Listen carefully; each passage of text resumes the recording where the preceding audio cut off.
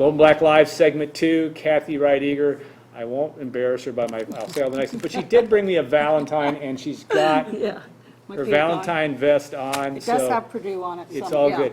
And Cathy, no matter what, you can be in it, whatever mood you might be in, when you're around Cathy, you're in a better mood when you thank you. leave, Thank and you. that's a good thing. Thank So you. that's one of the great Thanks. gifts you've brought to not only to my life, because we're friends, but also just all the people you touch, and that is a big part of what you do and what you've done for years, not only as a coach, but as a leadership advisor. Attitude is everything from that Oh, standpoint. absolutely it is. And that, someone asked me that. One of the student athletes are like, are you always this cheerful? I was like, no, but honestly, I can remember growing up, Alan, our parents we weren't allowed to complain. Yeah. Like if we complained, they were like, there are people that are worse off than, not having a pair of jeans Yeah. that I was complaining about or whatever it was. We just weren't allowed to. And that really has stuck with me. Yeah. And just to be in a good mood, look at the glasses as half full all the time in every situation. Yeah, and this is not Cathy's official retirement tour, because this is a woman that is not. She's going to be retiring from Purdue athletics on a full-time basis as of June 30th. Not going to retire, because I No. feel you have a No. lot more to go. Yeah. Talk about that in terms of your tenure and what you've developed and what you've been part of, as not only as a swim coach and going back to the mid-'80s, but also as you've morphed into this role in leadership and development of student athletes. I told Dr. Howitt at Yeah. Howitt, when I wrote my letter that I was going to retire, not very many people can say that they had their dream job. Yeah. But then to have 2 dream jobs, at Purdue is just, I feel very, very fortunate. So for 21 years, the first 21 years I was a swim coach. Yeah. And then for a year after that, Morgan Burke and Dr. Howitt had come to me and said, let's talk about this leadership. You keep talking about it. All of our coaches are saying that we're kind of lacking some leadership from our upperclassmen. And so for a year, I just kind of studied it and then made a proposal for them to start Yeah. a leadership institute. Something that, really gets in with teams and gets deep and helps the coaches teach the leadership skills and accountability. And so after a year, we started that, and then John Wooden Yeah. gave us the call, Yeah. thanks to you. Only in part. No, you had a big part of that. Yeah. And then we, it was named the John Wooden Leadership Institute. And of course, we were always going to implement his 15 characteristics from his pyramid of success. But it just kind of gave it instant Yeah. credibility. Oh, yeah. Anything you put his name on is just, it's amazing. So then we started that, and honestly, it's all optional, and we didn't know if it would take. Yeah. Because a lot of times in athletics, especially, I'm coming from a coach Yeah. point of Standpoint, view. sure. If you don't make them come, they're not going to come. Yeah. But they did, and it's been 12 years, and they Yeah. still come, and it just keeps growing. It gets bigger, but it's almost evolved to a point which is beautiful. The upperclassmen are leading the younger classmen, which is what we wanted from the very get-go. And the upperclassmen and the captains and the leaders are communicating more with their coaches. I feel like we've really filled that gap or built that bridge that we thought might have been down there, like right when we first started studying the millennials. Yeah. We feel like we're really good on it. We love the millennials. Yeah. We really do. And I've read all the books you've given me on it, and, Yeah. and I appreciate that. and I they're think it's good, true. aren't Yeah, they? Yeah.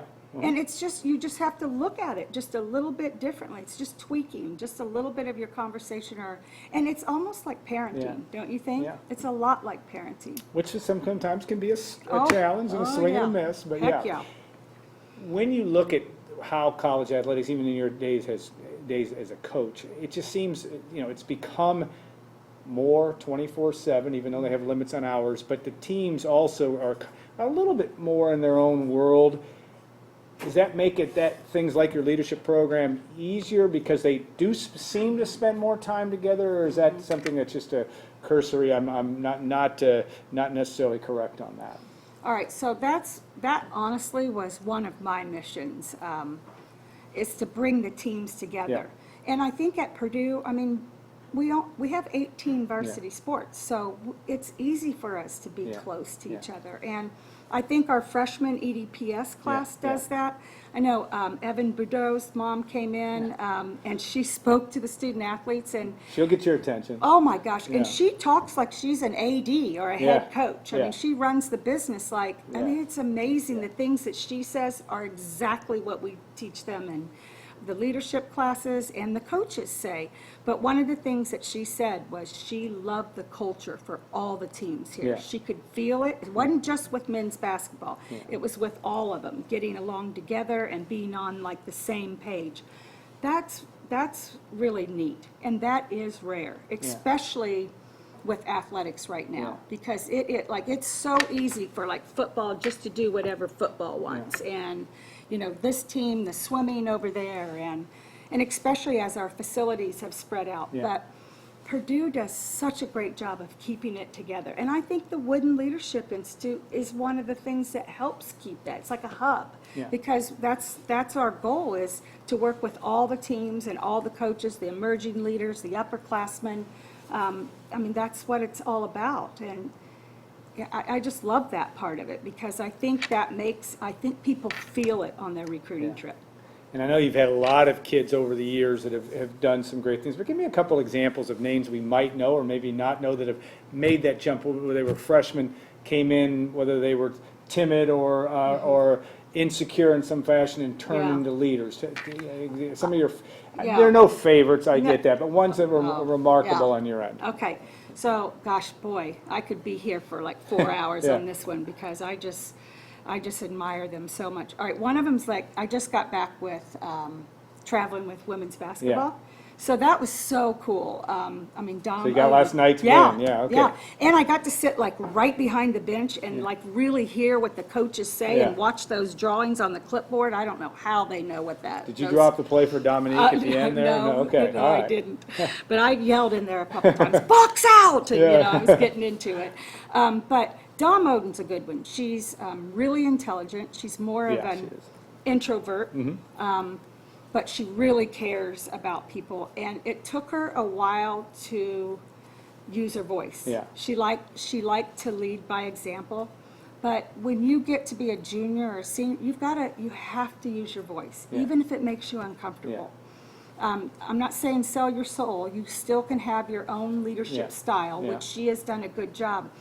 But she's a perfect example. She has blossomed so much. Like, I watch her in the middle of the huddle and what she's saying to the teams. And it's just, 2 years ago, Wasn't the she case, would have yeah. never done that. Yeah. So I And love she that. Mm-hmm. and she'd also has been through some difficulty, obviously, with growing up and having a parent having to deal with the death of a parent right in front of her, Right in and front what of her. what she Yeah. was able to do. I Yeah. have had the opportunity to hear her speak a couple of times, and Right. she's quite amazing on that front.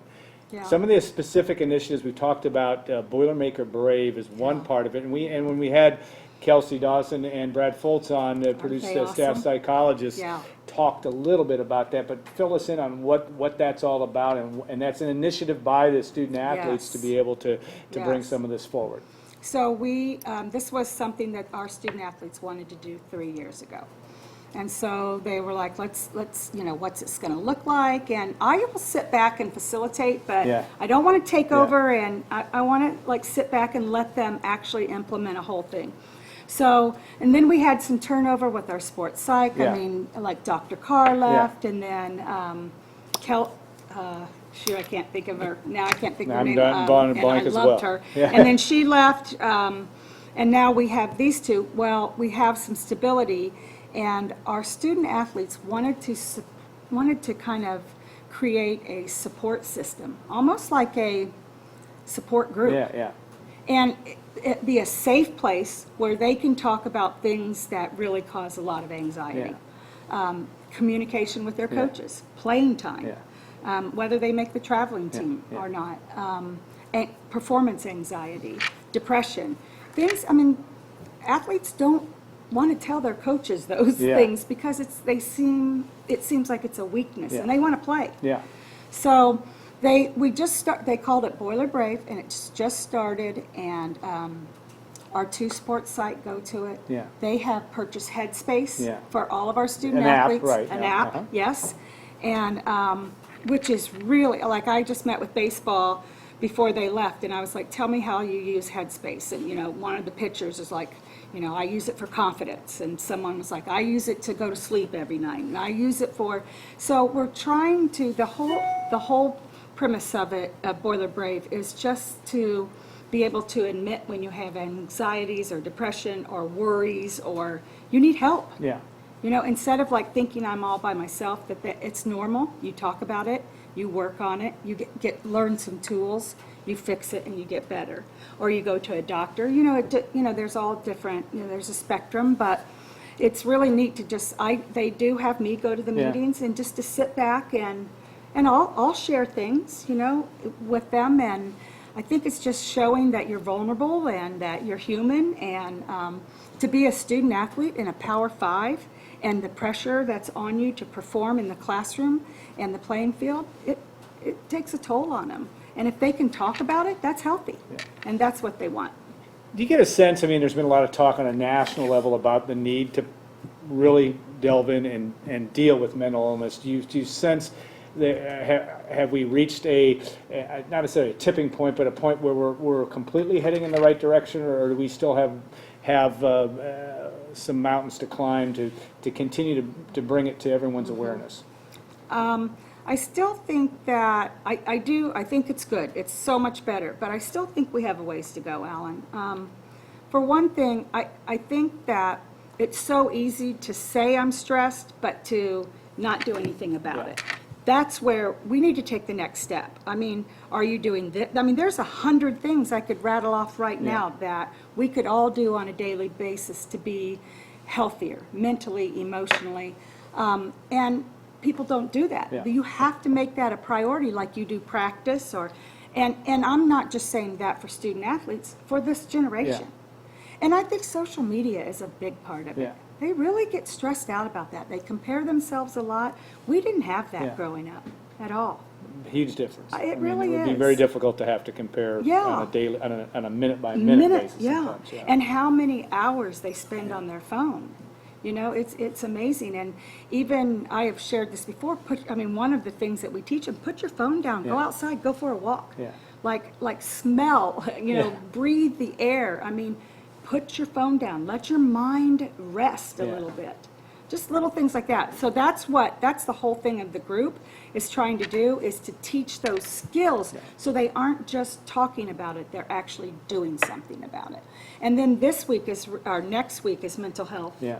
week, which is really cool. And our athletes are hosting a campus-wide yoga, 1 hour yoga, mindfulness Yeah. yoga. They've hired an instructor. It's going to be in Mollenkopf, and they've opened it up to all the students. Not just the student athletes, the student body, which that's really neat too, that they are reaching out across campus and saying, hey, we're in this together. Come over and watch, and join us with an hour of relaxation. You got 120 yards worth of room to make those yoga mats go. I think Yeah. you can get that. That would Plenty be of quite a sight Yeah. to see. When you look at, and we talked about your retirement, but you're on to your next phase. Going to do some consulting. Still Yeah. work with athletics, Yes. but tell us about Yeah. that. I know you've been going around the countryside talking, Yeah. and will be great at that. But tell me Thank you. what's next.